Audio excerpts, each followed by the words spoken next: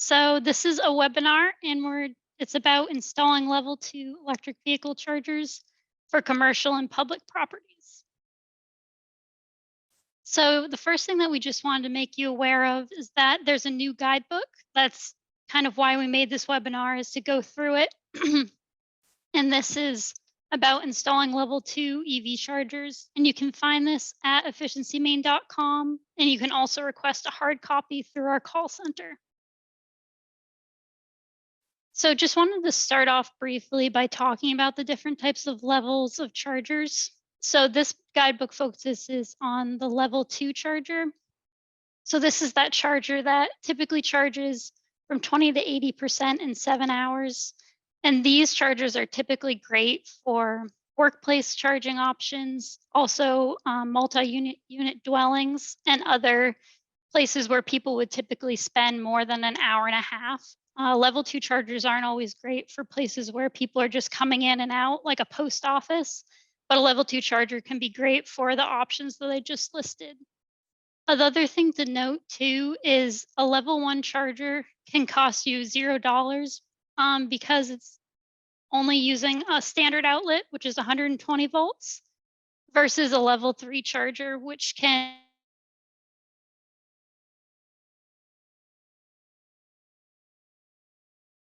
So that's a level 3 is typically only used in commercial applications, and a level 2 can be used both in the home and commercial. And that's what we're going to be talking about today. So just wanted to start off with who is involved in an EV charging project. There's a lot of different people. The first would be the site host, you typically, and this would be the person who owns the site or rents the site and would like to host the EV chargers. Then you have the electrician who, if there's any necessary electrical upgrades that need to happen, and they sometimes will install the chargers as well. There's also the charging equipment company. They can be people that provide chargers, charging network company, which they provide networking and payment software, the construction company, and potentially the utility as well. And one thing to note about this is bullets 2, 3, 4, and 5. These we consider service providers, and these are people that you can find on a list on our website. And they're people that are very helpful and can help you through this process. The other thing to note too is that some companies can actually do all of these things in one. So instead of going to a separate electrician, charging equipment, networking company, construction company, sometimes these service providers can offer you everything at once. So that's just something to note and can sometimes make it easier for you. So the next thing is just choosing the right equipment. So this is dependent on your site. But one thing we like to talk about is there's network chargers, which we call smart, and then also non-networked or basic chargers. So a network charger is those ones that you see that have the screen typically. So they usually need a cellular Wi-Fi or some other connection. But because of this, they allow people to collect payment, or for you as the site host to collect payment. And as a note, they require ongoing subscription costs. Versus the non-networked or the basic charger, these are ones that don't have any payment capabilities, and there's lower upfront and ongoing costs for these. So you can weigh the pros and cons of both. And then just in terms of connector types, the universal connector in the US for level 2 is the SAE J1772. And just as a note, Tesla drivers will need an adapter, and they will usually have one with their car when they purchase it. So this is just choosing the right equipment. So when you're looking at purchasing a charging station, you can look at either doing a dual port charger, and these are the ones that have a singular charger, but then 2 different ports. And then you can also think about doing one where it's just one charger or one port. And so as you can see on the diagram on the right, this is showing the difference between a charger that has 9.6 kilowatts, and then it's splitting the 2 power sources, or the 2 power from the plugs for 4.8 kilowatts. And this just shows that although the station has the capability for 9.6 when 2 cars are plugged in, each car can only use 4.8. And then this is just showing below what would happen if one car was at that charging station. They'd be able to receive all of that power. And then in terms of mounting where you'd like to put the charger, chargers can be mounted on many different ways, and one can be through a pedestal. And then another option is on a wall or on a utility pole. So that's just another thing to think about when you're looking to install EV chargers at your property. So the next is choosing a site. So there's a lot of different factors to think about when you're wondering about where to install a charger. So the first is the distance from electrical supply. You wouldn't want to put your charger in the middle of the field where there's no power lines to run to it, because this would make your costs to get that electricity out much higher. So placing your charger somewhere close to an already existing electrical supply can help minimize costs. You also want to think about snow removal. We had the big storm yesterday, and we want to make sure that chargers are accessible even when there's a big storm. So remembering that there needs to be a place to put the snow around the chargers and a way to get it out of the way for drivers. And then another thing is to install wheel stops or bollards to prevent plows or other vehicles from hitting the chargers. That's important as well. And then in terms of roof line or drip patterns, you wouldn't want to put a charger right underneath a roof that's, has a bunch of ice on top, or it has a lot of water runoff. So that's something to consider as well. And then in terms of parking spaces, you want to make sure that you label these spaces as EV charging only. So if someone wants to charge, there's not a ICE vehicle in the way and they're not able to charge. And another thing to note, and I said this before, but avoid locating chargers in parking spaces where people, come in and out really quickly, because these chargers work better when people are staying a little bit longer and spending more time in the area. So I just want to talk a little bit about networked and non-networking chargers. So in terms of collecting payment for network chargers, you have a few different options. So this can depend on who you're talking to, what networking company you are talking to, but one of them is a session fee. So this is a flat rate for an EV to charge at a network station. Then there's also your energy kilowatt hour fee. And this is where you would charge a customer by how much energy they use within their charging session. And then for a time fee, this could be per minute, per hour, or per day. And this is just something that's set by you. And you can also include an overstay fee, which means that if a person is done charging, they're at their 80 or 100%, and they're still there, you can put an option in your networking services to add an extra charge because they're taking the parking spot away from someone else who could be charging up their vehicle as well. And we also have a video online called "Charging Your EV Ways to Pay" that can be really helpful. So moving on to non-network chargers. So like I said before, there's no specific payment system within these network chargers because they're not connected to a payment system or the internet. And so one example is a session fee as well. So we see this, we've seen this before, and an example of this is a church requests a $5 donation to use the charger. Sometimes they'll just have a donation box right by the charger, or you can go inside and give some money. And then in terms of a monthly fee, this is more relevant for workplace charging or multi-unit dwellings, but a landlord could charge a fee in addition to the rent so that someone's able to use these chargers whenever they need it. And then in terms of employers, they could have, a monthly fee for you to charge at their workplace as well. So this is how much does it cost to charge an EV? So you see this figure and it says $1.39 per hour. This is a typical rate for a small business or a residential home. So a lot of you, if you are at a commercial property or somewhere that uses more energy, you need to account for demand charges as well in most areas throughout Maine. So this is just something to note. Sometimes you see the $1.39 per hour and it sounds it's a great rate, but you just need to remember that demand charges can be relevant for your business or area as well.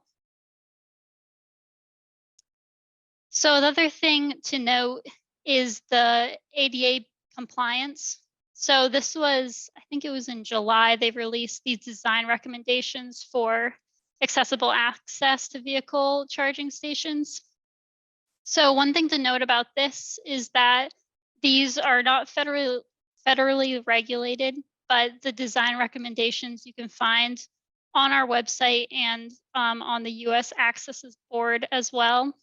And some of the things that these standards cover is accessibility, ease of use, and safety for disabled drivers. So it's something nice to look at if you're thinking about adding an EV charging station to your property.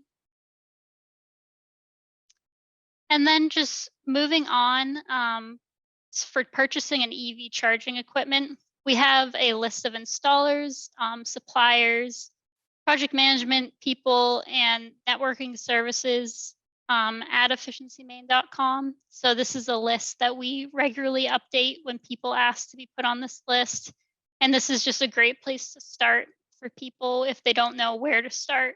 And so this will give you a phone number and a website or location of where these people are located, and it'll be able to be a good way to start your project. And then just wanted to talk briefly about electrical upgrades. So some of the things you might want to consider, or some good questions to ask an electrician, would be how many charging ports do you need? So you need to consider the number of visitors, employees, or residents who may use these chargers. The second is to make sure that your site has the required panel capacity. Sometimes a site needs to upgrade, and sometimes that will add an additional cost that some people might not have anticipated at the beginning. So it's always nice to talk to an electrician about that. And then a third question is, are you planning for future expansion?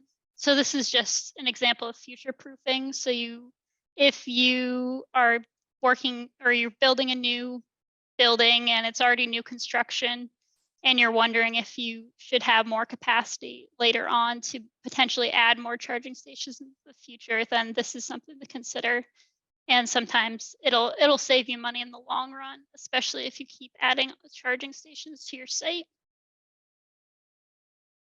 So want to talk about costs for level 2 chargers, and these are per port. So for a networked charger, they can run upwards of $7,000. For non-networked, there's a range, $600 to $4,500. And to note, the costs that we're showing here are from the data that we've received from our FONs in the past, our funding opportunities. And you can see that the installation can vary as well, $500 to $10,000.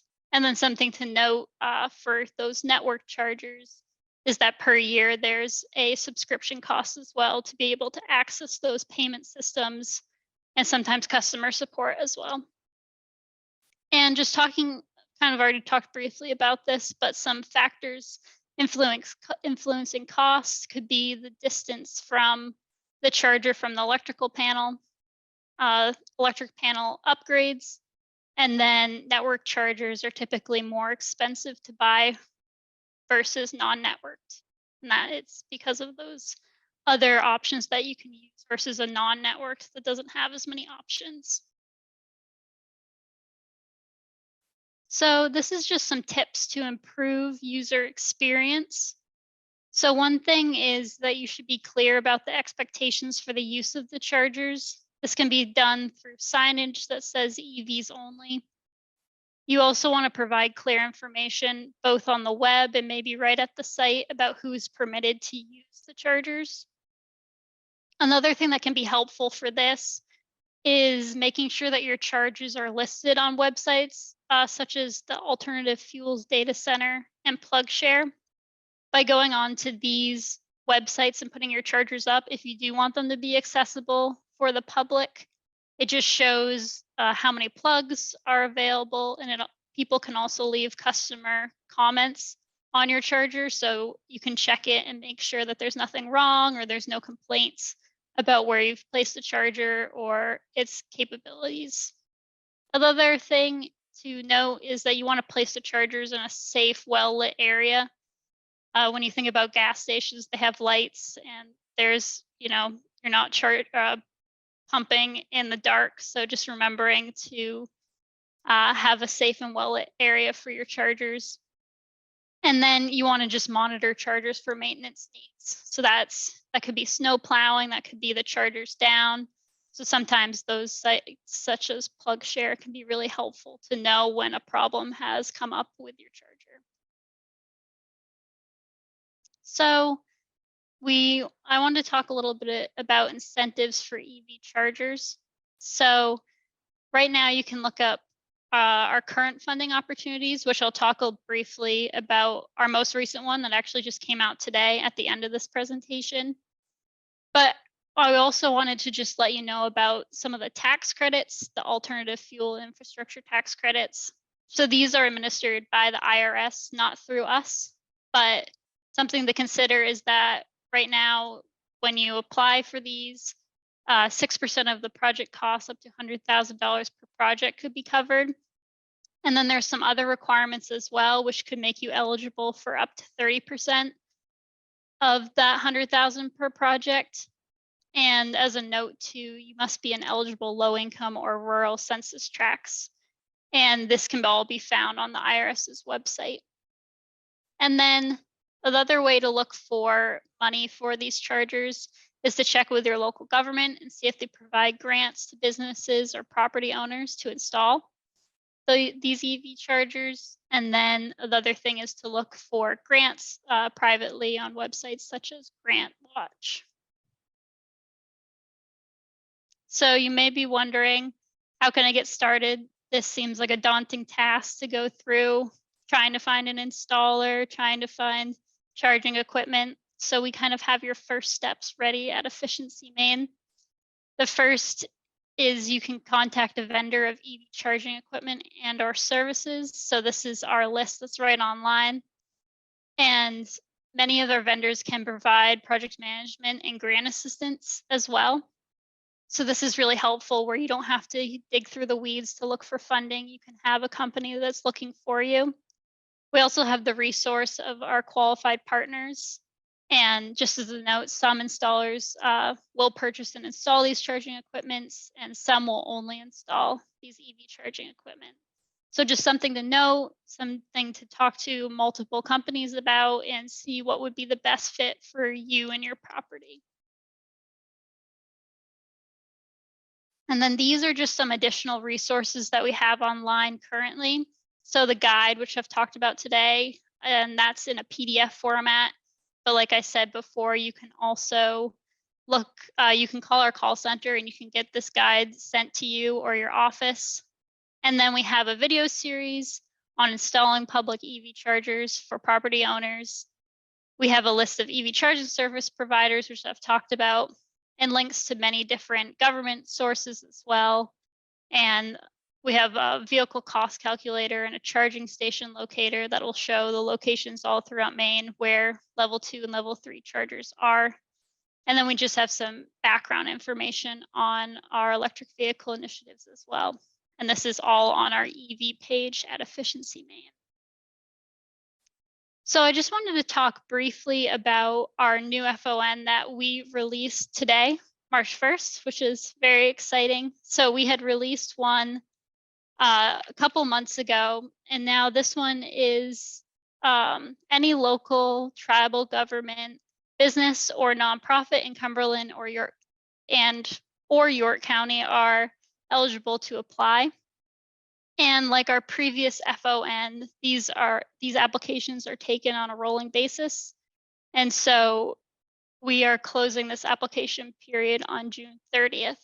So that's another exciting thing that's happening here. And if you're looking to install a charger and you're in those two counties, Cumberland or York, be able to apply. And so one last thing before I head over and answer some of your questions is if you would like to stay up to date with all of this information. I know I threw a lot out at you, but you can subscribe to our EV Notices email list. And this will just keep you updated about our FONs that are coming out, events that we're going to be at or speaking at, or any other type of announcements. And then just feel free to either email us at info@efficiencymaine.com or ev@efficiencymaine.com, or call our call center and they can get you in contact with either Molly or I or someone who can answer your question. So thank you very much. And I'm going to switch over and look at the chat and see what questions people have.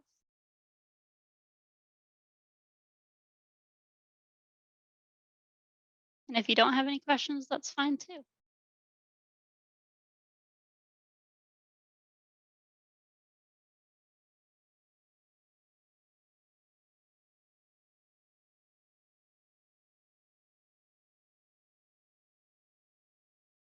So I'm not seeing any questions. If anybody would like to raise their hands, they can. There is a question in the Q&A. Richard asks, what is an FON? Great question. Yeah, that's a great question. And I'm sorry if I didn't say that already. It's a funding opportunity notice. So that is, it's when we are giving out money for this. So we say FON, but it means funding opportunity notice.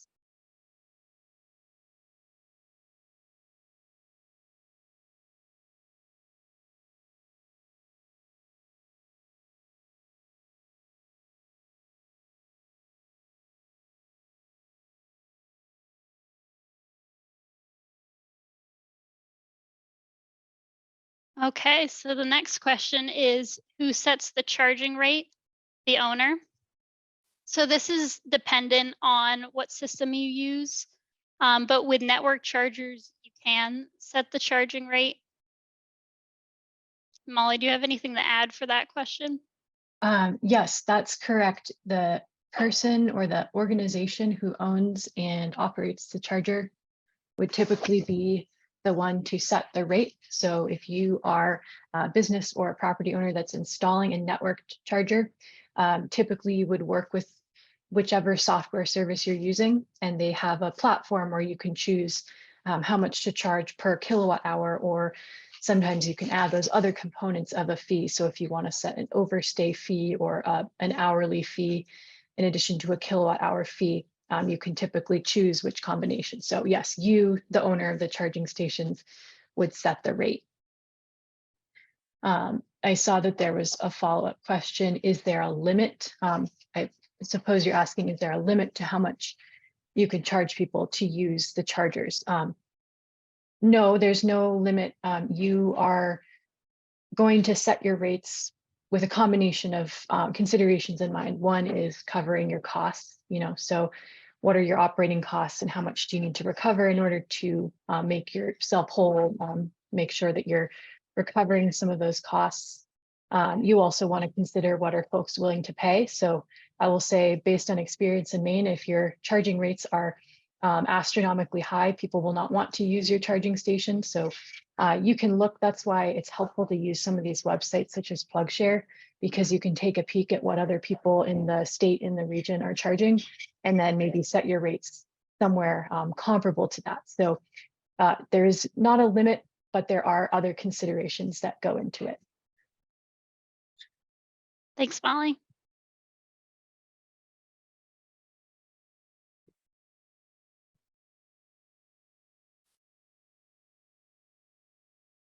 Okay, I see another question. Do you have any recommendations for municipalities that are putting in chargers for the public in regards to the cost to charge? Is there an average rate per kilowatt hour? I think this is Well, related yeah. to the answer that I just gave, which is that there are many considerations that would go into how much you decide you need to charge in order to cover your costs. Typically, you're not going to be making a ton of money off of this, so this is more of a break-even sort of situation. I would recommend taking a look at what other folks are charging in the area, like I said earlier, as well as looking at what your ongoing costs are. For instance, if, Hope talked a little bit about the different electrical rates. If you are a small business or a property that's on what's called a volumetric rate, where it's more of a residential rate, you can probably get away with charging, just a couple more cents than what the utility is charging you for the electricity, just to cover your costs. If you have a larger business that has demand charges, you might think about this a little bit differently. Right. The next question is if we have any resources on combining the IRA incentives with EM incentives for nonprofits for EV chargers. So currently, as far as I know, Molly can add, but we don't have any resources for combining, but we do have links to the IRA incentives on our website, which can be really helpful. And the last I heard, there was some updates for them that was added today on our website, so you can go and check it out there.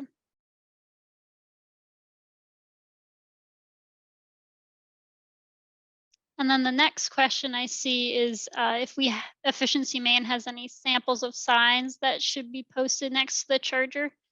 So we don't know if we have, well, on our guidebook, we do have examples of signs. And I know that through our level 2 funding opportunity notice last time, there were people that went on Amazon and got signs as well. So there's a lot of different options. And if you Google EV signage, you'd be able to find some as well.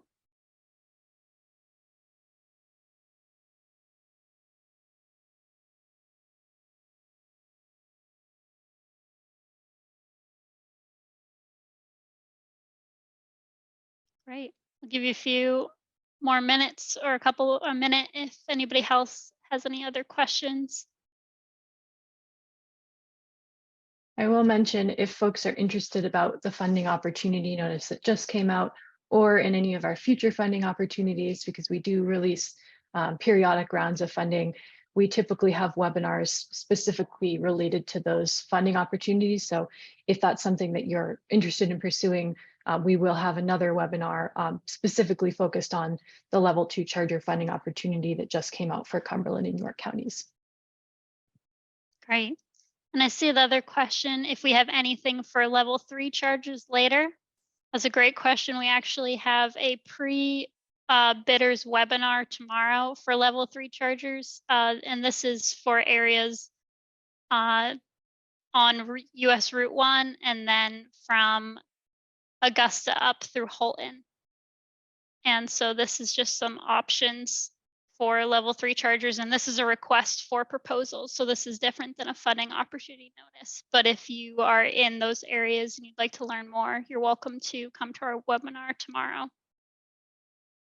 And the information about that upcoming opportunity is on our opportunities page, as well as the level 2 FON. So that's your one-stop shop to find information about funding opportunities.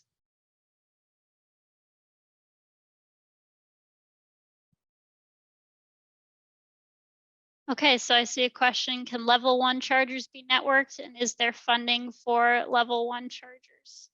So we currently don't have funding for level 1 chargers. We have funding for businesses for level 2 chargers. And in terms of if they're networked, they're typically not networked as far as I know. This is just your standard plug, and you just plug it in and charge your vehicle that way.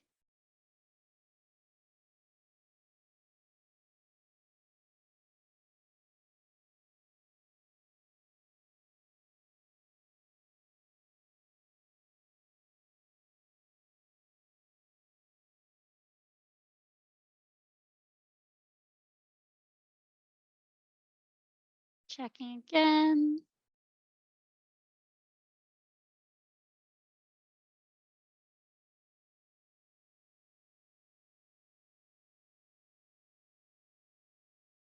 Yeah, and like Molly said, that opportunities page on our website is helpful alongside subscribing to our EV notice list. All right, I see another question. Is the funding strictly businesses or municipalities also qualified for it? So yes, municipalities can apply for this funding, especially for our funding opportunity notice that was just released today.